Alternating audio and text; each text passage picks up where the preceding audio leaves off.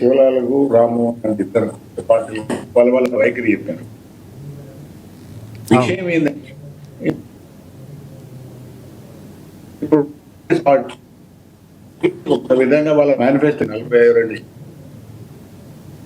బీసీలు దాని ప్రకారం ఇప్పుడు అంశాన్ని తీసుకొని ఉన్నాడు. అది మంచి అంశం. ఎలక్షన్స్ తర్వాత మా ప్రభుత్వం వచ్చింది, మేము ఇచ్చిన హామీ కట్టుబడి ఉన్నాం కాబట్టి 42% రిజర్వేషన్లకు ఇవ్వాలని వాళ్ళు అప్పుతున్నారు. దానికోసం వాళ్ళు అసెంబ్లీలో తీర్మానం చేసినప్పుడు రాజకీయ తీర్మానం చేసుకుంటూ అమలు కోసం ఢిల్లీ కూడా పోతుంది. అక్కడ వరకు కాంగ్రెస్ స్పష్టంగానే ఉన్నది. వాళ్ళు ఒక పద్ధతి అయితే ఇక్కడ విషయాలు ఉన్నాయి.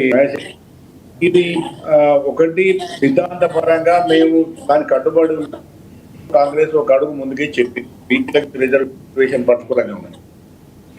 విషయం ఏంటంటే ఇక్కడ ఏ పార్టీ కూడా రాజకీయ మళ్ళీ చెప్తాను, రెండు పార్టీల వాళ్ళకే చెప్తున్నా ఏదంటే ఏ పార్టీ కూడా విషయం తీసుకున్నా ఏ విషయానికి ముందు పెట్టినా ఆ పార్టీ రాజకీయ ప్రభుత్వానికి ప్రయోజనం చేకూరకుండా ఎవరు ఏ చేసినంత పార్టీ పరంగా వాళ్ళే ప్రభుత్వానికి ముఖ్యమంత్రి రకరకాలు ఉంటాయి కాబట్టి కాంగ్రెస్ ముందుకు పోతుంది.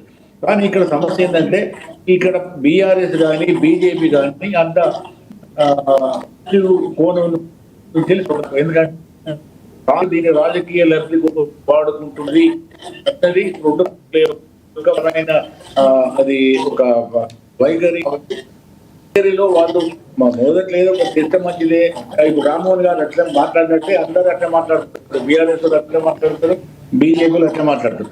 కాకపోతే ఇక్కడ జరిగింది ఏంటంటే నేను ఒక దృష్టాంతం చెప్తాను.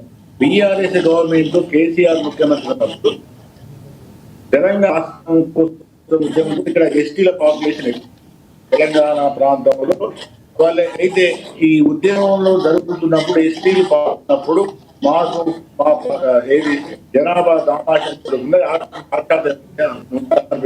అయితే తెలంగాణ వస్తే వాళ్ళ 11% జరుగుతుంది కాబట్టి 11% రిజర్వేషన్ కావాలంటే ఉద్యమ టైంలో ఒప్పుకున్నారు.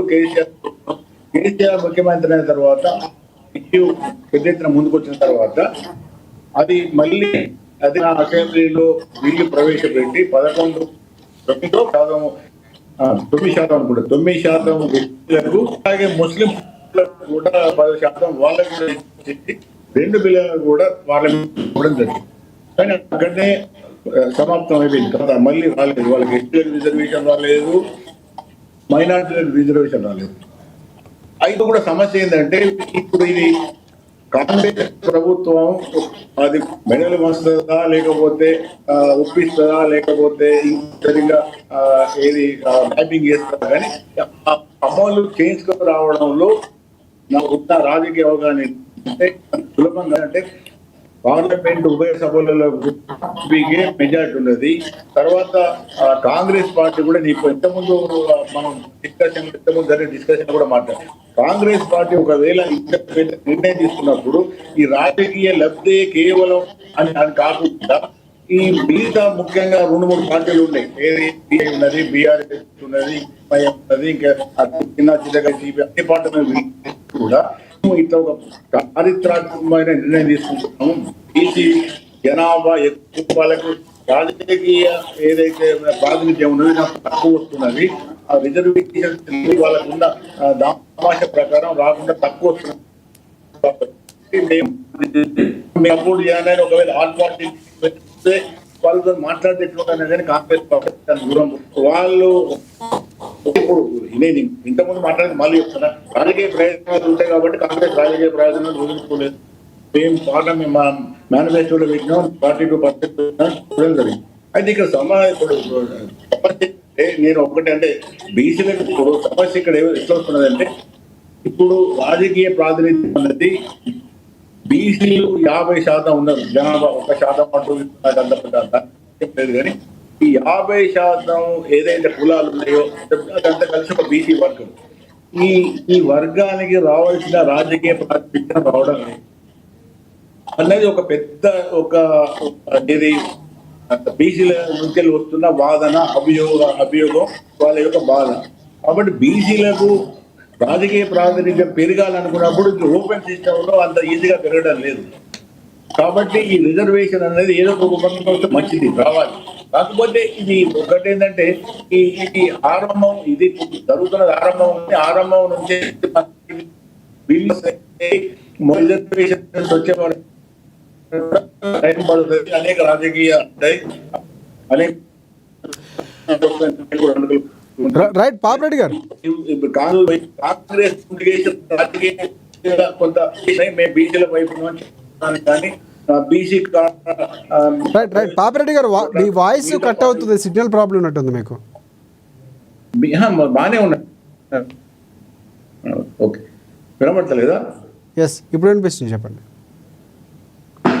అయితే వాళ్ళకి ఆ కోణం నుంచి వెళ్ళి రాజకీయంగా కాంగ్రెస్ కు లాభం ఉన్నది. కానీ ఒకటేంటంటే మొత్తం మీద మనం వ్యవస్థ చూసినప్పుడు బీసీ రిజర్వేషన్ రావాలి కానీ మిగతా రాజకీయ పార్టీలు సహాయ సహకారాలు, ముఖ్యంగా బీజేపీ సహాయ సహకారాలు, దానిలో వీళ్ళు కాంగ్రెస్ వాళ్ళు పరిస్థితి వాళ్ళ సిద్ధాంతాలు తెలిసి ముస్లిం దాని రిజర్వేషన్స్ పెట్టడంతో మరి ఎందుకు పెట్టానో నాకు తెలియదు. కానీ ముస్లిం రిజర్వేషన్ అప్పుడు ఏది కేసీఆర్ ముఖ్యమంత్రిగా ఉన్నప్పుడు ఎస్టీ రిజర్వేషన్ బిల్తో పాటు ముస్లిం రిజర్వేషన్ పొందిన తర్వాత అప్పుడు ఎస్టీలు కూడా ఆబ్జెక్ట్ చేశారు. మాది 2 పంపితే బీజేపీ చేయదు, బీజేపీ మైనార్టీస్ ముస్లింస్ ఇంకా వాళ్ళకంటే పెద్ద ఇంట్రెస్ట్ ఉండదని. ఇప్పుడు వీళ్ళు కలిపిన తర్వాత వాళ్ళు అదే అంటారు, ఇది మతపరమైన రాజకీయ. ఇప్పుడు వాళ్ళకి ఒక ఆదాయం, ఒక ఆయుధం దొరికింది బీజేపీకి, కాంగ్రెస్ ఓటానికి. ఇది మతపరమైన రిజర్వేషన్స్ అంటే కులగణన అంశము బీసీలో ముస్లింస్ చేర్చడం అనేది చాలా కీలక అంశంగా బీజేపీ పార్టీ చెప్తుంది. అందుకే షెడ్యూల్ లైన్ కానీ మిగతా అంశాలకు సంబంధించి కానీ ఆమోద ముద్ర వెయ్యదు అన్నటువంటి. అయితే ఇప్పుడు అదే రాజశేఖర్ గారు, ఇప్పుడు మన వాస్తవాలు చూస్తే ఇప్పుడు కులగణన సరైనదా కాదనేది నా ప్రశ్న. కులగణన కాంగ్రెస్ పార్టీ నిర్వహించినటువంటి కులగణన. ఇప్పుడు బీజేపీ ఒక విషయం ఒప్పుకోదు, కానీ ముస్లింలలో కూడా చాలా కింది వర్గాలు ఉన్నాయి. అంటే ఎలీట్ ముస్లింస్ కన్నా కూడా ఇప్పుడు దూదేకుల తర్వాత పాకి రకరకాల కింది కులాలు, చాలా కులాలు ఉన్నాయి ముస్లింస్ లా. వాళ్ళందరినీ కూడా బీసీలుగా రికగ్నైజ్ చేస్తున్నారు. కాబట్టి ఇప్పుడు కాంగ్రెస్ ప్రజలు నచ్చజెప్పాలి, మేము మతపరమైన రిజర్వేషన్ లేదు, బీజేపీ చెప్తున్నట్టుగా తప్పు అని చెప్పాలి. ఒకటి. రెండోది ఏంటంటే ఇది పెద్ద ఎత్తున ఎడ్యుకేషన్ కావాలి. నేను కూడా చాలా టైం పడుతుంది, అంత ఈజీగా రాదు. కానీ ఒక అడుగు ముందుకు ఒక ప్రారంభం అయింది. కాబట్టి మొత్తానికి కాంగ్రెస్ ఒక స్టెప్ రాజకీయంగా కూడా ఒక పాయింట్ స్కోర్ చేసింది మిగతా 2 పార్టీలకు కానీ నా నమ్మకం. ఓకే, ఎస్ శివలాల్ గారు ఏం చెప్తారంటే పాపిరెడ్డి గారు మాట్లాడంటే మన కొంచెం మధ్యలో